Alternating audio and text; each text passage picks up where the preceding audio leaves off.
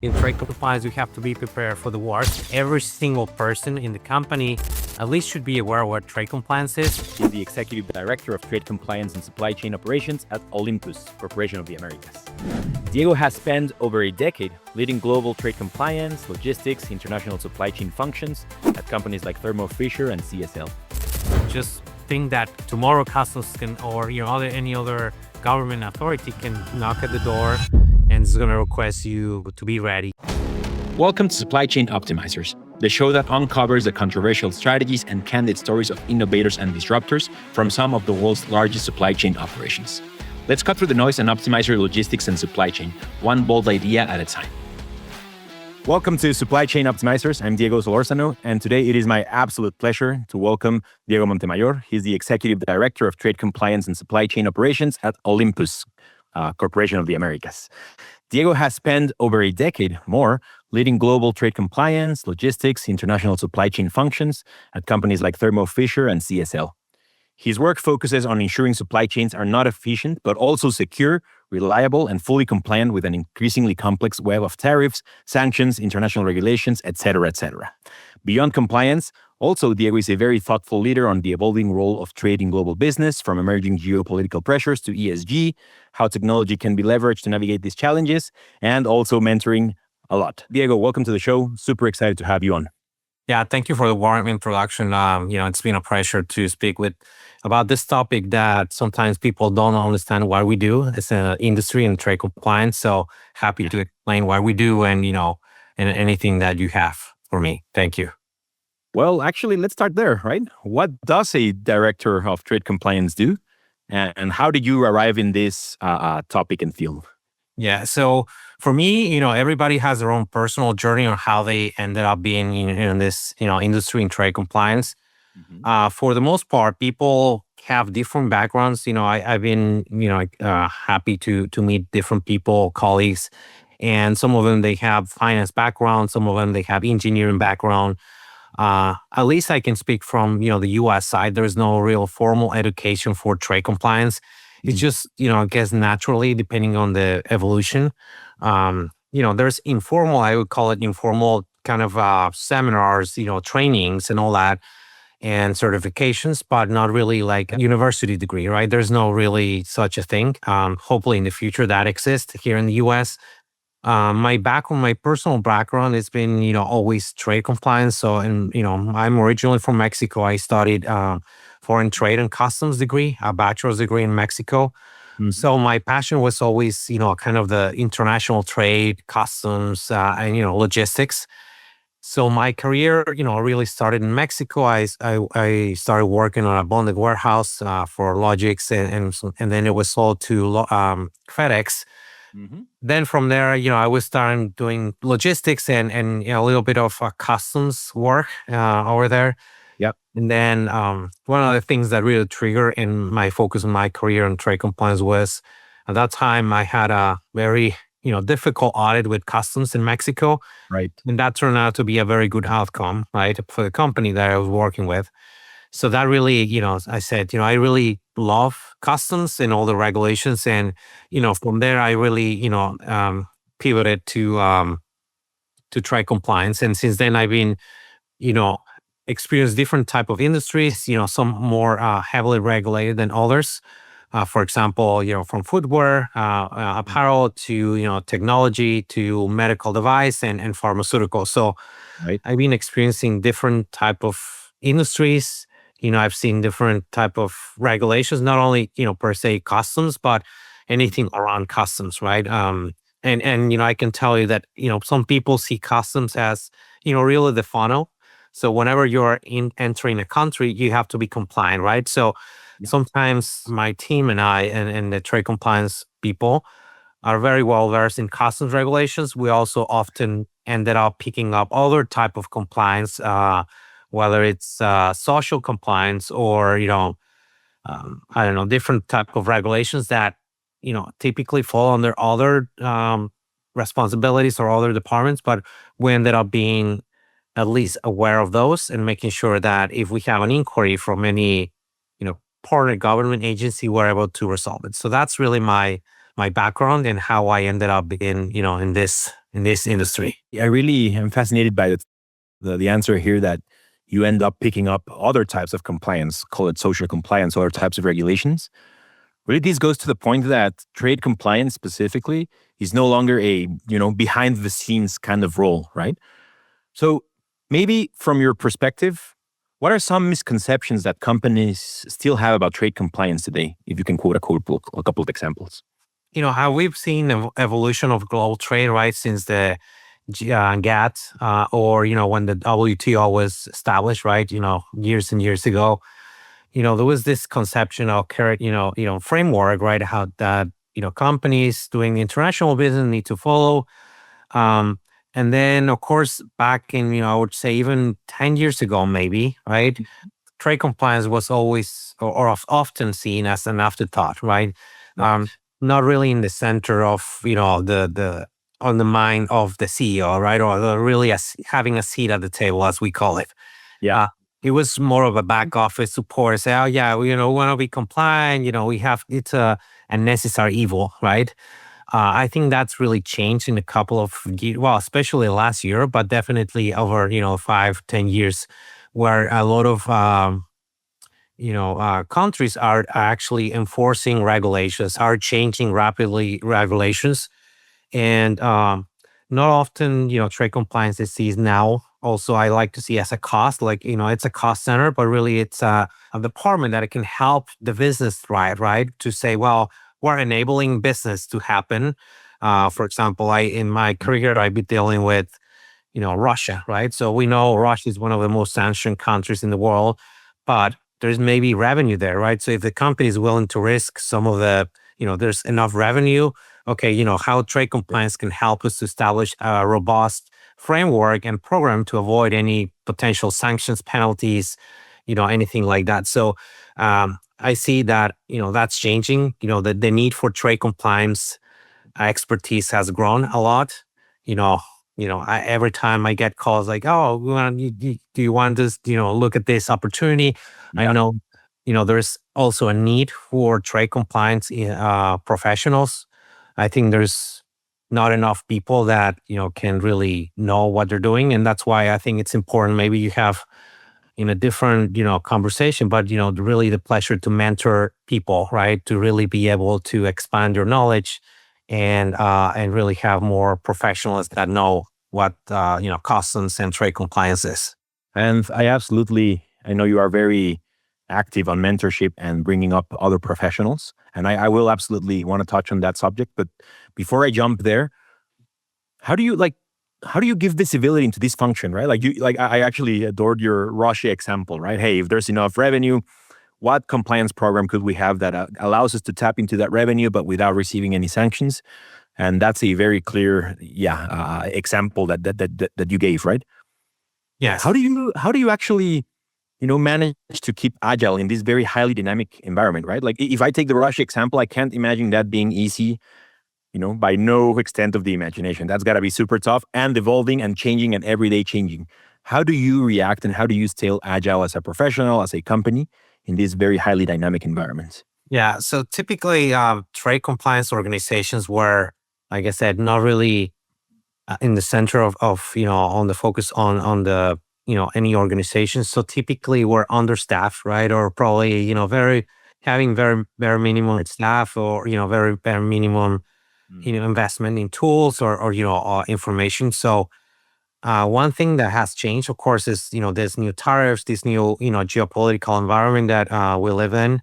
Mm. But also, I think it has to do with personality, right? How do you approach, your team members? How do you sell, right? I mean, I'm not here to sell. I'm not here in the sales department, right, or the marketing department. But Mm. I think internally, I need to do a much better job, and I try to do that to socialize what trade compliance is, why it's important, right? Have Mm. training, people be aware, and people see you as instead of the police, right? Some people, it's a thin line when people see you, oh, it's trade compliance. It's like the police is gonna tell me Right. what to do, what went wrong, I'm in trouble. But rather to change that dynamic so people can see trade compliance personnel as somebody that can help them to be or enabling them to make that sell to somebody, right? Sometimes it takes for us to require a export license, for example, to deal with this, right? Instead of cutting corners, right, and say, well, let just me, you know, hide everything or not, really ask trade compliance people. Let's bring them up front in the conversation. So by the time we are executing, a sale or doing some transactions, we're able to clear the path way ahead, right? So that's been always my position: try to connect with people, try to socialize what trade compliance is, and also make sure that they see myself and my team as people that can help them to get where they want to be, right? We can always be the neighbor and say, yes, what you're suggesting me is not compliant. We cannot do that. But if we do it this way, it's okay, right? So I think that's where it comes the, uh, I would say, translation between what the regulation says versus what it's allowed, right? So be that middleman and explain what the regulation means to the operations team. I think that's important. Yeah, that's a very interesting concept, right? It could even be the name of this episode, right? Trade compliance, not as the police, but as the enabler, right? It enables new businesses, it enables cost savings, it enables new frontiers for companies if you do it right, and if you take an attitude of, okay, this might not be compliant, but this is the way in which we can actually do it and execute it. So I really appreciate that thought. We talked about the power of mentorship, right? Typically understaffed, not a career, not necessarily something that you study for, but you kind of like choose the path, right, of trade compliance professional. You're very active on LinkedIn as well. You talk a lot about the power and importance of mentorship and leadership, right? So tell me, how has mentoring shaped your approach to trade compliance and supply chain management? Yeah, for me, I guess I don't know if it's because of the age, right? I'm not that old, but you come to realize when you're in a certain age that you want to build your legacy, right? And and also really being able to share your knowledge with people and really start mentoring people. That's what personally I have a passion for that. I believe that you know, when you're building a team or you're managing a team, you need to understand the needs for each of them. Maybe it's that somebody needs training, right? That's all they need to perform better in their job. So I like to, you know, of course, there's people that, probably are, raising their hand and say, I need a mentorship, I need support. Some others don't. But I think as a leader, you need to understand the needs of your team and be able to help them to get there, right? To think differently, right? Sometimes people are in the operation, it's a black and white, just almost like robotic execution, but really need to help them to think outside of the box and say, okay, I'm presented with this transaction. Instead of just replying or do something, quick action, I think it's always good to, you know, think about how you respond and also how you um, learn, how do you learn and also how do you teach somebody, right? Because for me, especially if I have to take vacation, I don't want people to help me all the time, right? I want my team to be independent. And of course, there are certain things that need to escalate, but for the most part, the goal is that for them to be independent and making their own decisions. So that's something that, I think it comes with that, exercise of, mentoring people. um, I also like to say, okay, see the potential in people when there's, always people that you don't see the potential. They're very, Mhm. very, you know, I don't know, good at what they do, but they don't want to grow, right? They said, you know what? I know that growing means additional responsibilities. I'm perfectly okay where I am. So that's also respectable. But when you see somebody that really has potential, right? It has the need and has, the attitude to learn. I think whereas, that's easier to deal with, right? What I also like to do, besides personal mentorship, I Yeah. connect my people with other mentors within the business to say, oh, I want to connect with these other people, even though it's a different department. The goal is for you to learn how to polish your executive leadership skills or your communication style and all that. So I think it's just to make people better. So, yeah. I appreciate that very much. And Yeah, right. If you are to be thought of as the enabler, not the police, then how do you expose your teammates, your direct reports to other areas of the company so that they also think of, this team is really trying to learn the business and enable us to, get those savings or expand our business. Yes. One thing that I think it's important that whenever I can explain you everything that, different pillars of trade compliance or, areas, and you'll see that almost you can say every single person in the company at least should be aware of what trade compliance is. Sometimes, the receptionist, right, is shipping something internationally. So they, even though she probably doesn't know anything about it, she needs to be aware of what shouldn't be done, right? So, and the same thing with finance, right? Anytime we have price changes, how that affects duties, tariffs, anything, right? Engineering, how product is made, so we can classify for the harmonized tariff schedule code, right? So all that.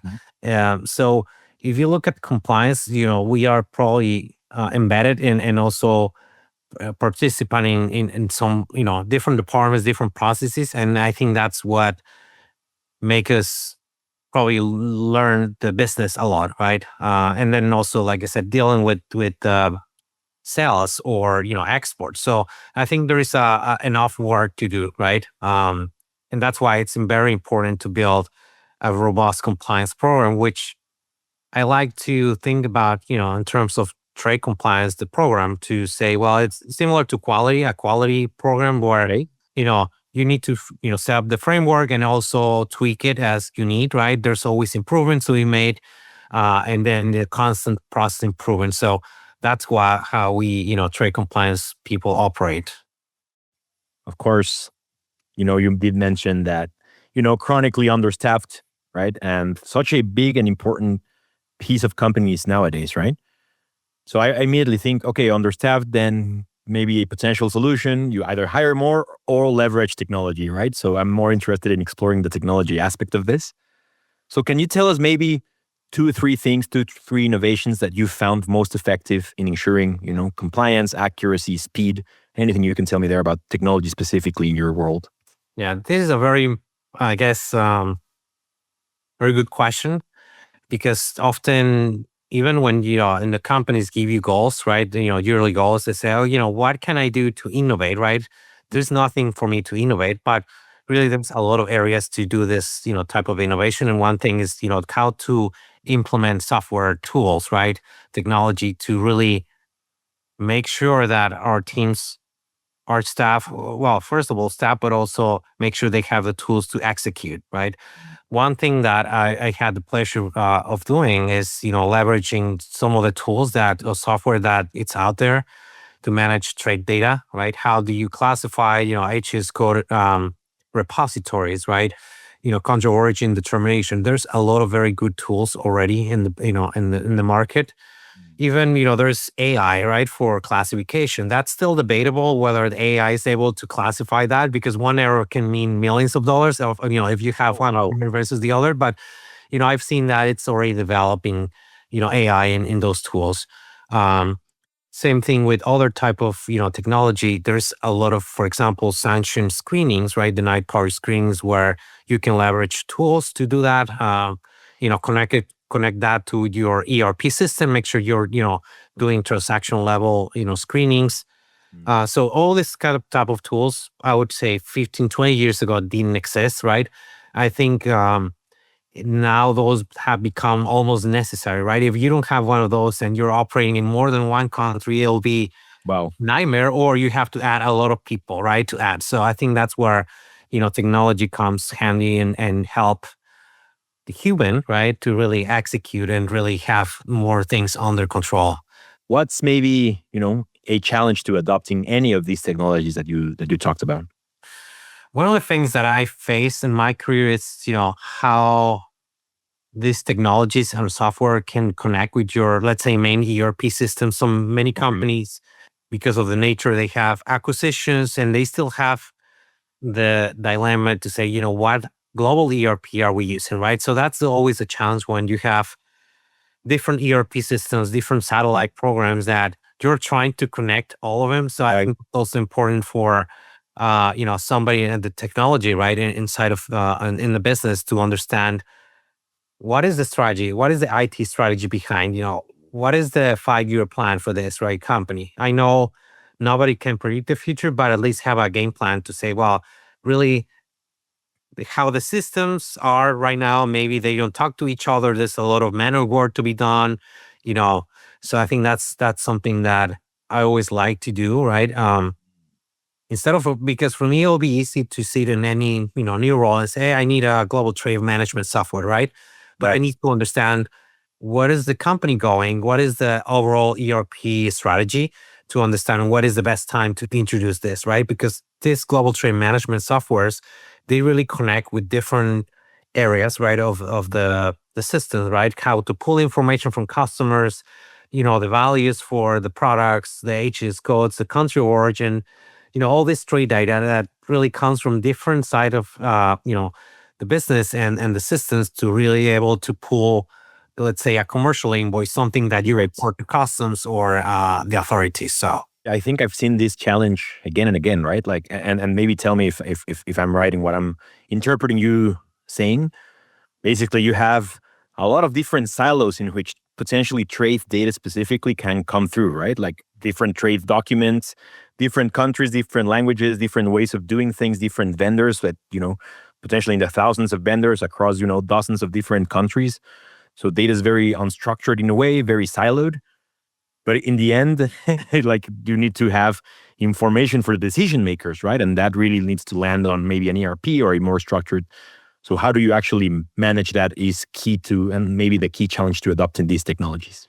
yeah, so as you mentioned, data is king, right, in most of the places. So having accurate data, right, it'll just make you more compliant, right? So if you don't trust, you have bad master data, right? How can you trust if your origins are correct or your values are correct? So yes, that's one of the challenges, how to participate in these projects internally, just to make sure when these tools are automating or are automated, um, they can actually work, right? And how do you convince people that this is very important, right? It's not a okay, it's nice to have this project. No, it's a Mm, necessary, right, mm, thing for the business to continue, right? Otherwise, you're going to end up being reporting bad information to customs brokers, and then to customs, or have penalties, right? So I think that it's very important, right, and challenging at the same time. And so I think I can think about two different ways. So one is technology. How do you leverage technology, but also how you have governance around master data, right? Who's responsible for which field? If you don't have responsibility for, very okay, interesting. finance is probably responsible for setting up the prices and the values. Right. This other team is responsible. This maybe trade compliance is responsible for classifying the products, HES codes. So if there is no governance behind the data, I think that's where also you can have trouble, right? Yeah, very interesting motion. Not only the data, but also the data governments around it. Who owns this piece of the data? Switching gears a little bit, and I'm going to intentionally leave a very open question. What can you tell us about the current environment that you're seeing in trade compliance around the world? Anything you want, any way you want to answer that one. Yeah, so I think it's no secret. I think we're globally seeing the changes. I think we're almost living in the end of an era where international trade, harmonized systems, and the WTO is having.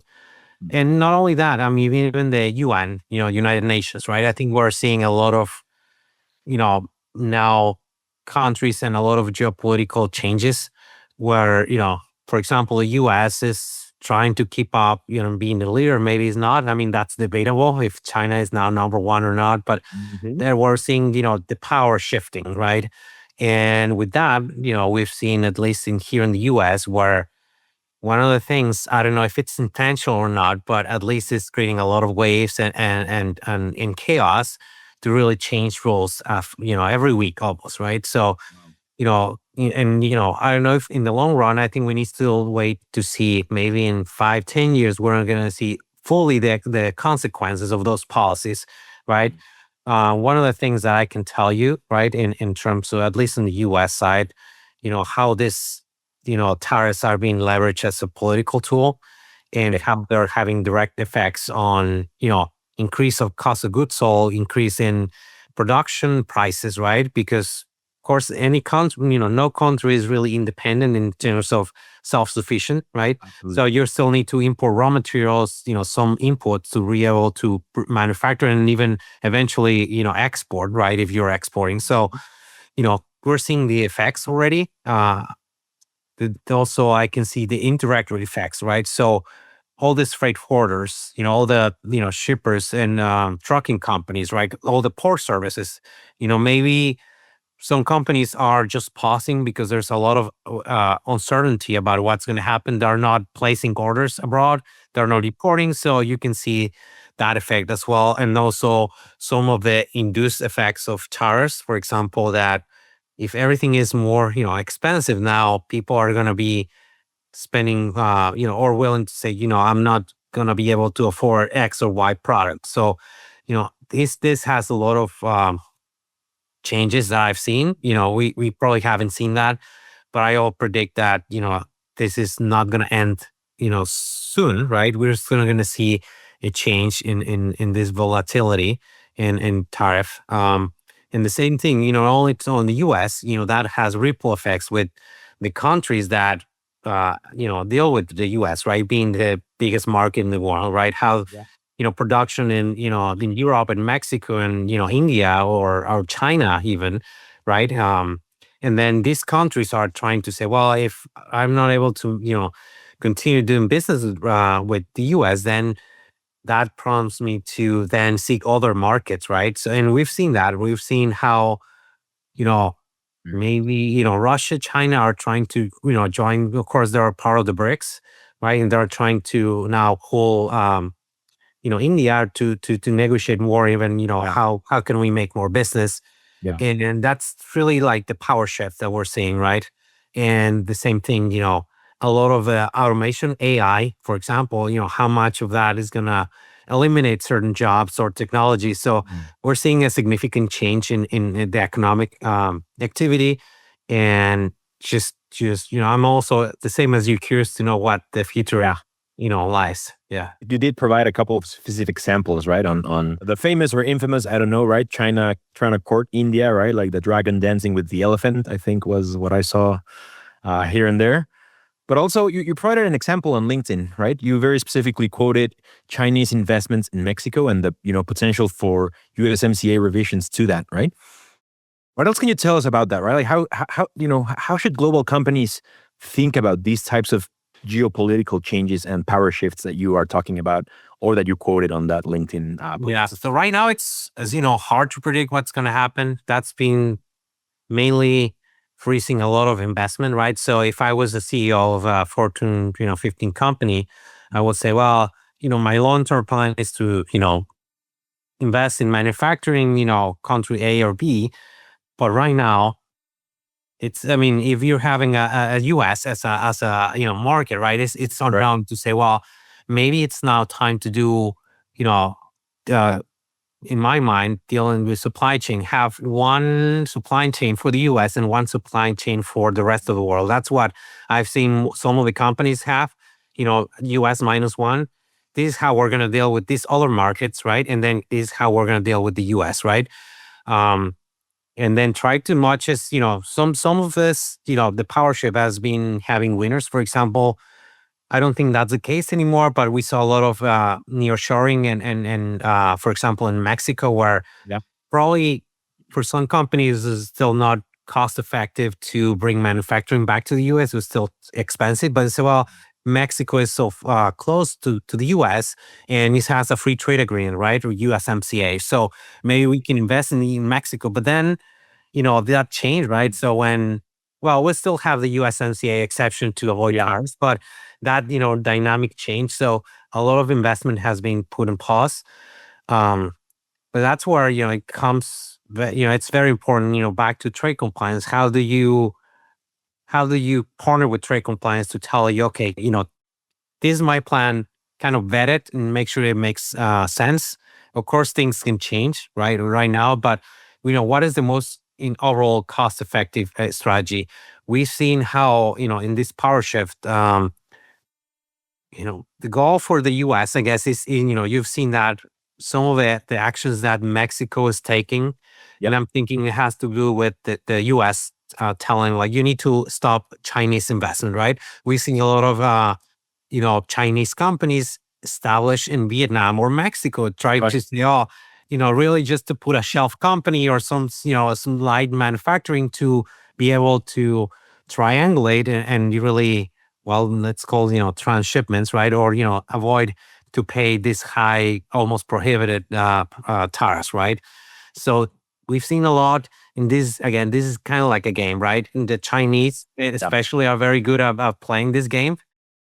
So that's where legislation and enforcement comes in, where sometimes it's a little bit behind of what these bad actors, if you want to call it bad actors, are trying to do. So I think that's where it gets interesting to plan. Where you go next, right? Because bottom line, companies want to produce cheap, right? Whatever is cheapest, most efficient, and of course closer to where the customer is, right? So how do you plan for that? And I think right now, I cannot tell you. I mean, maybe 2 3 years ago, it was good. Like, okay, Mexico seemed to be the best. Maybe Mexico and other countries the best partner for the U.S., but now anymore, I don't know anymore, right? I think we still are trying to figure that out. Well, maybe, to close this topic here, are there any emerging trade corridors or regions that you think people are underestimating today or that are maybe flying under the radar a little bit today? I think what I've seen, what I predict is that a little bit more, taking maybe not the center stage, but a more important role for these South Asian countries, right, to be able to reduce the input from China, right? So talking about the U.S., how these other countries, Vietnam maybe, and others are going to become a little more um, produce more US, for the US market. Same thing with Mexico, Canada. I really believe in the long term, the US has to come to realize that you need partners, right? I think right now it seems like we're in the US alienating a lot of even our closest allies, right? Even Europe and Canada, right? So at some point in time, I think the US government needs to realize, okay, what is my long term plan? I cannot be having trouble or having problems with my allies. I need allies, right? If I need Yeah. I want to continue. So I think in the long term, the North American, we call it USMCA or corridor is going to be becoming more important. It's just that I think we need to wait and see. I think in a couple more years, that's where the dust will settle, right? The dust, and we can actually see. Okay, for big companies, it makes now sense to have more certainty, and now are willing to invest more in the long term, either in the U.S., Canada, or Mexico. Um, but I see that where we're live right now in a, or maybe in the near future, in a multipolar world, right? Where the US used to be the king. Now we have other powers that are playing this game, and how, and the dilemma, right? For certain countries, should I partner with this, Right. it or the other, right? What is my, in the long term, what is my strategy as a country, right? And, long term predictions. Maybe if you think of the next 5 years, what technologies, trends, or even disruptions do you think are going to shape supply chain and compliance in the next 5 years? Uh, that's a very good question. I'm not, very, I mean, I have some exposure to technology, but I believe there's a lot of opportunities still within logistics and supply chain to really be able to build, um, tools, algorithms, AI, right? All these kind of tools to really have a more predictable, more efficient trade compliance, supply chain, strategy, you know, because again, we as the humans, we make, we believe we are making rational decisions, but sometimes Right.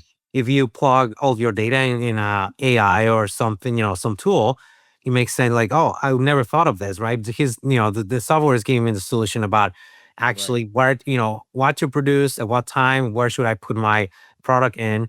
So I think that's where I can see that with, Mm. all this new technology is going to grow and really, um, almost replace, humans in a way that we don't have to take a lot of decisions, right? Um, so I think that'll be interesting to see how the tools evolve to be able to support, supply chain in general.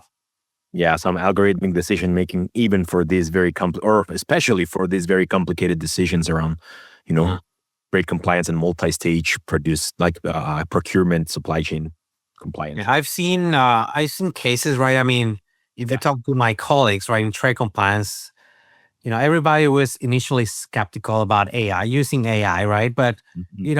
I've used it. I think it's not there, but um, for example, the AI can, if you're asking for a ruling for Mm. customs, right, you can actually put some prompts, right, and say, oh, grab me a ruling, doing this. So it really helps a lot, right? So whether it's small task, big task, I was telling you, for example, classification, right? You can leverage some of the tools to be able to expedite some of this, you know, reviews and processes. But I think still you need to have Mm. the human factor to be able to make the final decision, right?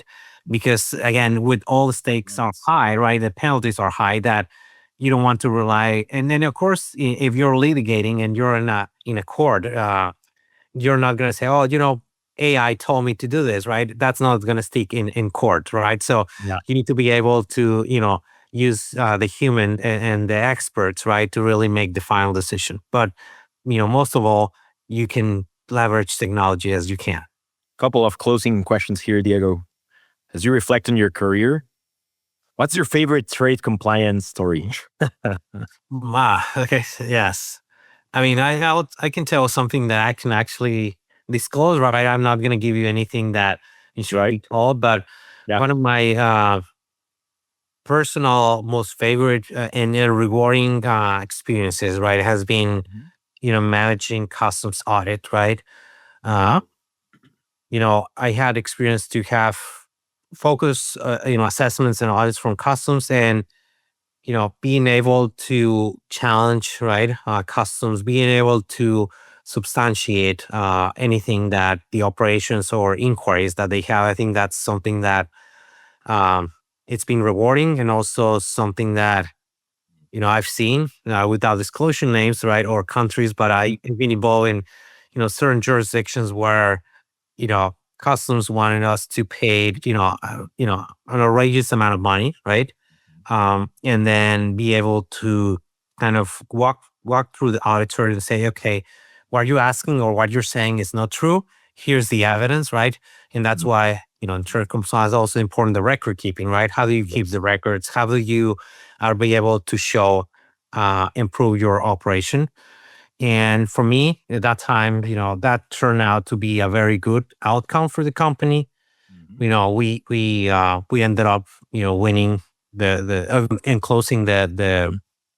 the audit, and really resulted in a very good outcome. And personally for me the same, right? I Yeah. was able to showcase my experience and be able to maybe have better exposure with management. So it's always fun, right? You Yeah. have to be prepared in trade compliance. You have to be prepared for the wars, right? So just think that tomorrow customs can, or any other government authority can knock at the door and is going to request you to be ready. And right. So I think that's very important lesson learned from myself, that document everything, have all the backup, and be always audit ready. Um, as any other, probably, government audit, but it's important to be ready. And I guess maybe that's the advice, right? But if you could give one actionable piece of advice to global supply chain leaders about staying ahead in trade compliance, what would that advice be?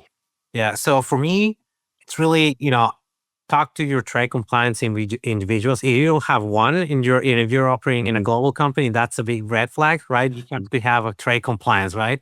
But if you do, right, just try to integrate trade compliance into your decision making process. Try to bring it upfront, where this project, this operation is being set up.